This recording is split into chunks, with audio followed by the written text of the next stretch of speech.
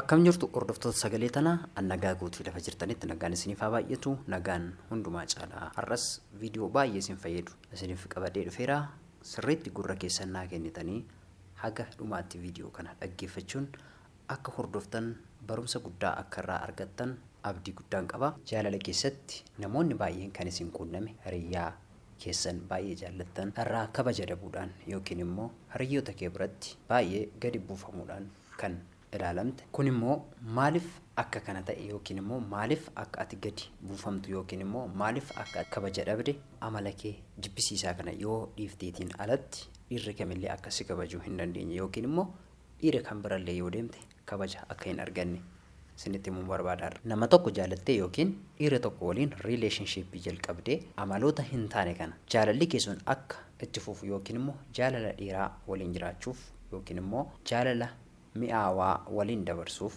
jaalala namatti tolu jireenya namatti tolu waliin jiraachuuf amaloota si keessatti argaman kana yookiin immoo amala hin taane kana of keessaa diileet gochuu qabda jechuudha. Baay'een keessan utuu beektanis yookiin immoo utuu hin beekinis isinitti fakkaatee gochuu dandeessu. Haa ta'uyyuu malee amaloonni kun dhiira faana akka walitti hin fufne yookiin immoo dhiironni baay'een akka isin tuffatanii yookiin isin dhiisanii deeman kan taasisu keessaati jechaadha. Kanaaf akkuma kana dura isinii ibse shamarran cimtuu shamarran kaayyoo qabdu yookiin immoo gara fuulduraatti dhalootaaf illee kan irraa haftu akka taatanidha kaayyoon keenya waan ta'eef viidiyoo kana haga dhumaatti hordofuudhaan akka dhaggeeffattan isiniin jedha. Akkuma kana immoo warri chaanaalii kanaaf miseensa hin taane sabiskiraayib gochuudhaan kan sabiskiraayib fuuldura jirtu sana mallattoo bilbilaa sana tuquudhaan yeroo hundumaa viidiyoon kana fakkaatu akka isin ga'u namoota biraaf illee shamarroota biraaf sheer gochuudhaan akka ittiin geessan jaalalaaf kabajaan isin gaafadha.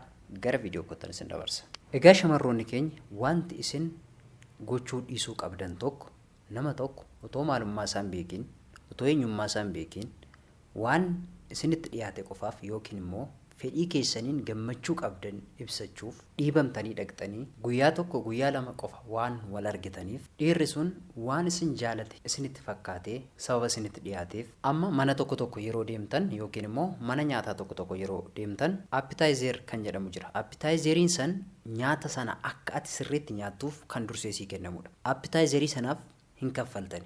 Nyaata ganaa nyaatan sanaaf kan isin kaffaltan. Akkuma kana appitaayizerii kanaaf kaffaltanii appitaayizerii kana qofa fudhattanii kaffaltanii deemtu taanaan kun isiniif gatii hin qabu. Maaliif nyaanni isin nyaattan sana dhiistanii deemtaniitu waan ta'eef. Kanaaf shamarroonni tokko akka kana kan isin gochaa jirtan jechaadha. Guyyaa tokko guyyaa lama keessatti siin du'a siin gaggaba ati jaalallee koo ta'uu qabda ani siif maraachaan jira waan siin jedheef lapheen kee banaa ta'uu hin qabu yookiin immoo isaaf gaggabuu hin qabu. Kanaaf akka kana hin godhina. Nyaata ajajee appitaayizeriin gaafa saadhaa dhufu appitaayizerii qofaaf nama kaffalee deeme otoo nyaata sana hin nyaatiin akka kana hin ta'ina. Kana yeroon isin hin jedhutti baay'een keessan appitaayizeriin maal jechuu dandeessu? Nyaata tokko ajajjanii hamma nyaanni sun ga'utti yookiin immoo hamma nyaanni sun isinii dhufutti wanta akka shoorbaa isinii fiduu danda'u. Shoorbaan sun hamma nyaanni sun dhufutti kan inni isiniif kennamu. Isin nyaata ajajjan sana dhiistanii shoorbaa sana qofa dhugdanii shoorbaa sanaaf kaffaltanii deemuu jechuudha. Akka kana matumaa gochuun isin irra hin jiru. Shamarroonni keenya wanta sirriitti dhaggeeffachuu qabdan. Kanaaf nama sana siin du'a siin gaggaba ansi jaaladheera jaalala keen qabameera utuu hin jedhin dura nama sana eenyummaa isaa beekuun isin irra jira. Nama sana maalummaa isaa beekuun isin irra jira. Maaliif namni kun nama isinii ta'uudha yookiin immoo nama jaalala dhugaa isiniif qabuudha akka jedhu sirriitti keessa gadi galtanii ilaaluu qabdu. Waanuma hunda daftanii okay hin jedhina.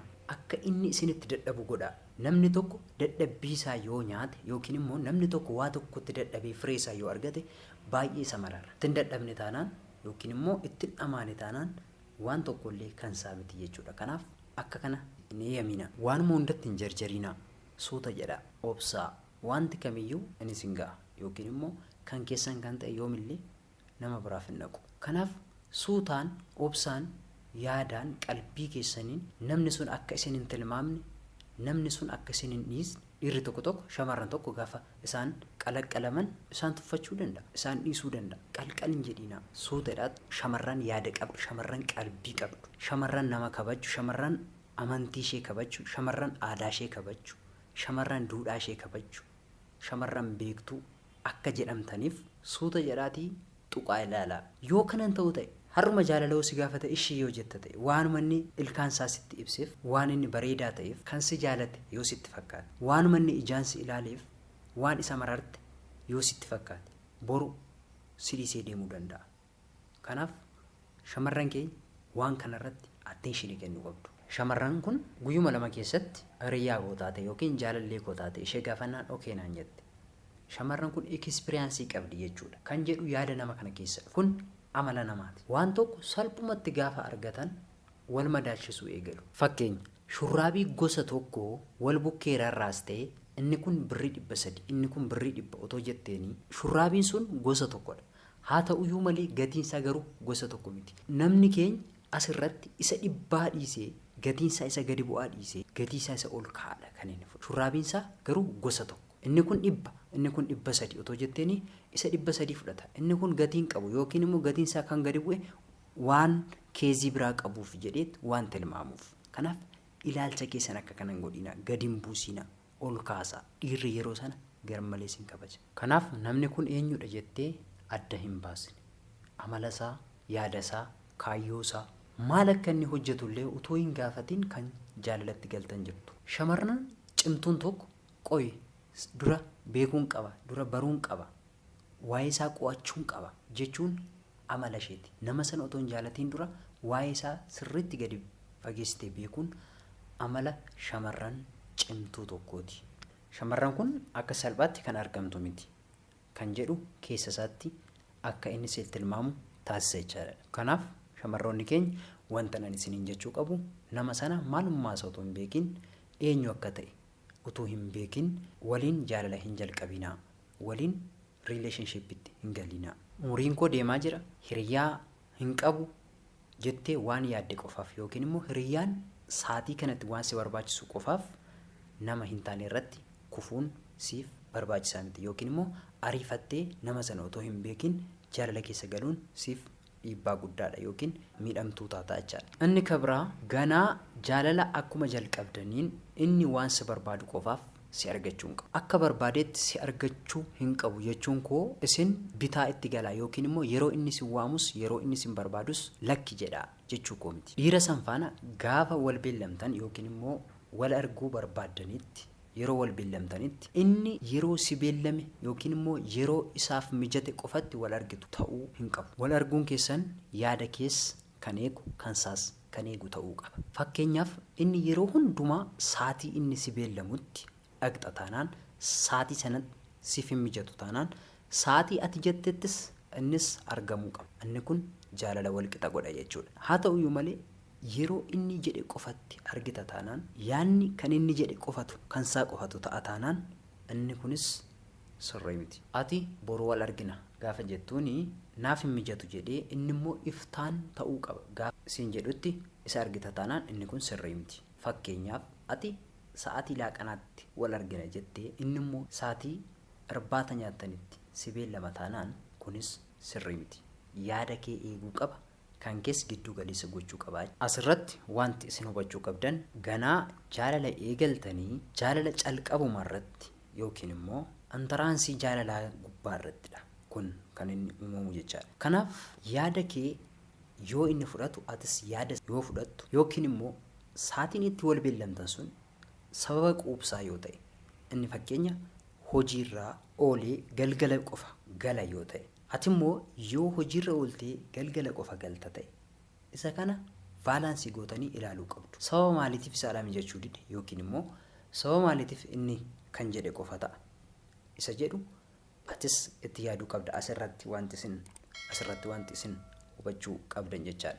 Yoo kana ta'uu baate sababa quubsaa tokko malee kan inni jedhe qofatu ta'a taanaan inni kun dogoggora isiniif miidhaa guddaa qabachuu. Boruu naan mijatu jettee inni sitti dallana taanaan hamma inni dallanu kan kuwaafu jettee hojii dhiistee deemta taanaan yookiin immoo isa kabajuuf jecha yookiin waan isa jaalatu qofaaf karoora kan kee dhiistee kan saa guutuuf dhamaata taanaan inni kun sin deemsisu. Ati akkuma isaaf bakka kennite innis siif bakka kennuu qaba. Kana yoo ta'uu baate garuu isa fedhii isaa guutuuf jecha yookiin immoo isa gammachiisuuf jecha karoora qabdu yoo sarrazaa dhufte, hiriyoota kee waliin beellama qabdu yoo dhiisaa dhufte, maatii kee waliin isa bira deemuuf karoora qabatte yookiin immoo beellama qabatte dhiistee yoo deemte inni kun si dadhabsiisaa dhufa. Kana malees yeroo hundumaa hojii dhiistee fedhii isaa guutuuf isa bira deemta taanaan yookiin immoo fedhii kan isaa eeguuf dalagaa adda kuttee deemta taanaan inni kun siif dhiibbaa guddaa uumaa dhufa jechaadha. Maaliif